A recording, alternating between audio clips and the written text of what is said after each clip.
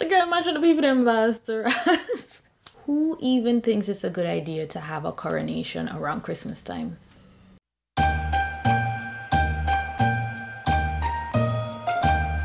Hey y'all, it's your girl Nas B and I'm back with NASMAS 2018. Today I will be reviewing Netflix's A Christmas Prince. That's the first one.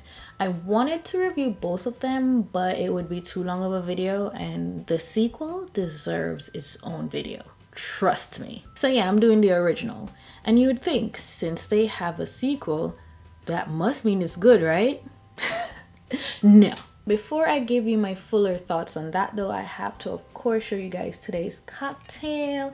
It's a blueberry holiday mule, and I call it that because the recipe calls for simple syrup and I had a lot of blueberry simple syrup left over from NASMAS 2's cocktail, and so I supplemented that. So I used that blueberry syrup, some cranberry juice. They call for unsweetened, but okay, seriously, I'm not gonna try and find unsweetened cranberry juice. Ginger beer, vodka, poured it on some ice, and voila. I love these cups. Don't you guys love copper mugs? With that out of the way, let's get into this review. The plot of A Christmas Prince. When a reporter, Amber Moore, goes undercover as a tutor to get the inside scoop on a Playboy prince, Prince Richard, she gets tangled in some royal intrigue and ends up finding love. But will she be able to keep her lie? Spoiler alert. No, she won't. So because that plot is pretty short, I have my more detailed synopsis. We begin at Amber's job for a magazine and see that she's unsatisfied but trying to keep her head down to hopefully one day work her way up. She gets the opportunity of a lifetime to go and interview Prince Edward. He's been missing since the death of his father and he's coming up on 1 year, and he has to decide, is he going to take over or is he going to abdicate the throne? The prince has managed to gain himself of reputation, as it mentioned before, of being a playboy, and it's this scandal that Amber's boss wants her to go there and get deep into. She gets there and the prince is still MIA, so things look bleak, but she decides she won't give up and she tries to sneak in and get more information. She gets mistaken for the tutor of the princess and we go from there. Another spoiler, the princess finds out Emily's truth pretty early on because Emily manages to be an investigative journalist who doesn't know how to keep her information under lock and key. And this is important, not just for this instance, but later on in the movie. This movie was so mediocre. The most interesting parts about it was that it was filmed like a soap opera, but eventually the close-ups got to me because it made the love interest look like a villain, and I really just wanted it to stop. I thought the cast was quite plain. I didn't get any oomph from any of them save for the character of the little princess, Emily. I honestly don't even feel this movie deserves any of my jokes or my witty commentary. And if we needed any more proof that 2017 was a hard year, look no further than the fact that this movie was a viral hit. So I didn't have high expectations of this film, but in the beginning, it was actually impressing me. The acting was decent enough to me, the timing was good, and so I was like, hey, maybe this is why a lot of people were checking it out. I even laughed at Amber's clumsiness. I got how obvious it was as a thing that's supposed to make her be relatable. I won't say it made me feel like I could relate to her, but I found it kind of funny, and so I was looking forward to a pleasant viewing of a film. Then I realized a bit too late, and it's probably due to the sedation, that this movie plateaued. If we're keeping it 100, the real love story is between Amber and Princess Emily. To be clear, I mean the sisterly bond created between the two of them. So Emily has a disability, spina bifida. Yay for disability representation, okay? It actually gets a point here for that. And of course, she is the royal princess. So she's used to being treated differently by people for both of those things. And when we're introduced to her, she has a pretty bratty attitude. But Amber sees and treats Emily like a normal person. And so really soon after, they hit it off. She invites Amber as her guest to a nobility ball and everything is looking lovely. I really wish some of this had rubbed off on Amber and Richard. Richard, first of all, makes a bad first impression on Amber when he steals her cab when she just arrives in the country and she's trying to get to the palace. She of course doesn't know that it's Richard until she meets him later. And let's address his appearance at that first meeting. Tom Hanks from Castaway called and he would like his look back. In that first meeting, we see him being really playful with Emily. He has been away for a year. It seems like that's the first time everybody is seeing him. How convenient. And I guess it's supposed to warm us up to him. Really, when you look at it, Emily's like the third wheel and also the driving force between Amber and Richard getting together. When Emily finds out Amber's secret, she says she won't out Amber if Amber will write the truth about her brother, which is apparently that he's not some playboy. And Amber agrees because she's all about getting her career on the road. Outside of that, they give us some moments that I guess were to tell us that this is why these two have fallen in love, and I didn't feel it for any of it. At one point, they're throwing snowballs at each other, and I'm like, oh, this is terrible. But then maybe one of the balls hit Amber in her head and it like shifted something, and that would explain any kind of feelings. There's also the time when she decided to follow him to Snoop, and she got lost in the woods or the forest. I don't really know. I'm a sane black person, so I wouldn't be caught in whatever that location was called. And conveniently, a wolf shows up. No, you guys, seriously, a wolf shows up. And then the movie becomes like some kind of horror slash thriller with the lighting and even the music. And I'm like, what? Anyways, of course, Prince shows up and he rescues her.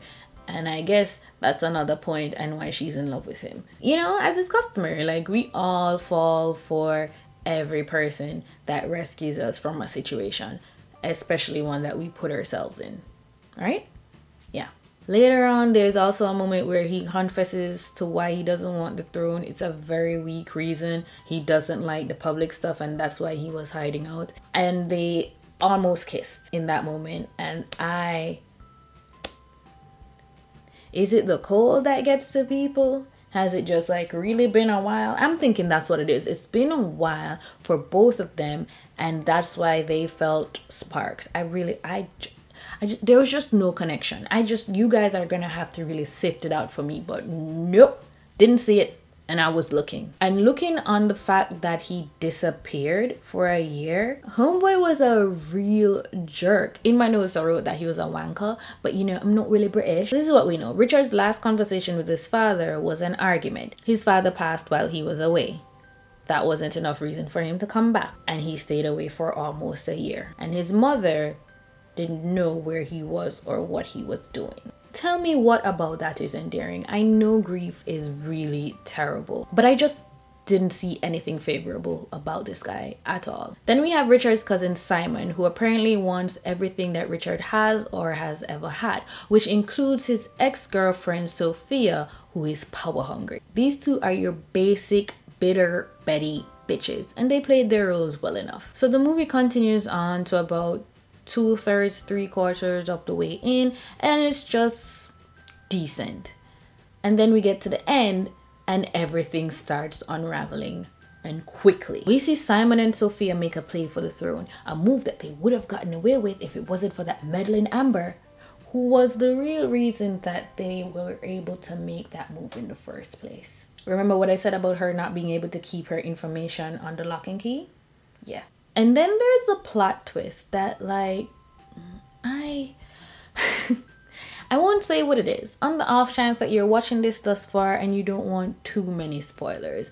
But seriously, why don't these people know what to do with important information? You have the info that they don't want found out, that's hidden pretty carelessly. You're a royal family. What are you doing? And then there's the information that they actually want found, but that gets left to chance. And the whole thing was a mess. The whole country was run irresponsibly. There's no security internally or externally, which explains why Amber got to pose as a tutor anyway. Seriously, we don't do background checks? Like, what? Ridiculous. I'm really surprised that that country was still standing. And then we have that whole sneakers bit. Like, Amber wears Converses with everything. And it was so annoying. It's supposed to make her quirky, and I was just here like, girl, get off it. Wear some boots or something. It's cold. What are you doing? Outside of the ode to the Converses though, I do find that she was adequately dressed, and by now you guys know that that's something that I pay attention to. The only character who made me raise an eyebrow in terms of me thinking them not being appropriately dressed for the snow was with the black girl who was her bestie. We get to a scene at the end and homegirl is wearing, I believe, a dress or a skirt. She's wearing a leather jacket that goes to about here and no gloves. And when she goes outside, everybody else is pretty bundled up. Sis, what you doing? What are you doing? And in that same end seat, she has the black girl bestie and her other white guy bestie. They all worked at the same magazine place. And I say worked because Amber ends up quitting her job after things come to light, and then the piece that she writes is not up to par for what her boss wants. So it's New Year's Eve, she's at her dad's diner, and some guys come to, I guess, carry them all out on dates, and they throw snowballs at the window. I immediately thought, oh wow, I wonder if Richard is gonna show up and do the same thing. And guess what happened? So it's mentioned that Amber has now decided to turn to blogging. Very, very smart move.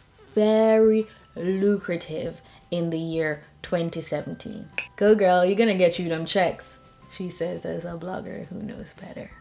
So Richard shows up and he mentions the blog as having played some part in him being able to find her. So Richard proposes and Amber makes a show of trying to say why it's not a great idea. One of the reasons being that they hardly know each other. You think? But more than them not knowing each other, I'm really looking at the fact that we know nothing about Richard. He was such an empty character. Still, somehow, whatever Rick retort he gives her is enough for her to back down. Then she mentions her career, and I'm like, no shade, but what career, girl? You're working in your dad's diner and you have one post up on your very, very new blog. Spare me. So of course she says yes, and they make out on a conveniently empty New York street on New Year's Eve. The end. Until the sequel, which I review in the next video. And that's my thoughts and summation of this movie. I'd suggest watching this movie if you're ever having trouble sleeping. It could be renamed A Christmas Pill. Melatonin. I really don't know which organ is gonna be more angry with me at the end of this series. My brain or my liver. It's the liver that filters out alcohol, right? I'm sure the kidney helps too. Anyways, thank you so much for watching. You know the deal by now. Hit that thumbs up button if you haven't yet. Subscribe if you haven't and you want to know when I release new content. Share this thing everywhere and I will see you next video. It's just another plot hole that they didn't care to fill. We love gaps.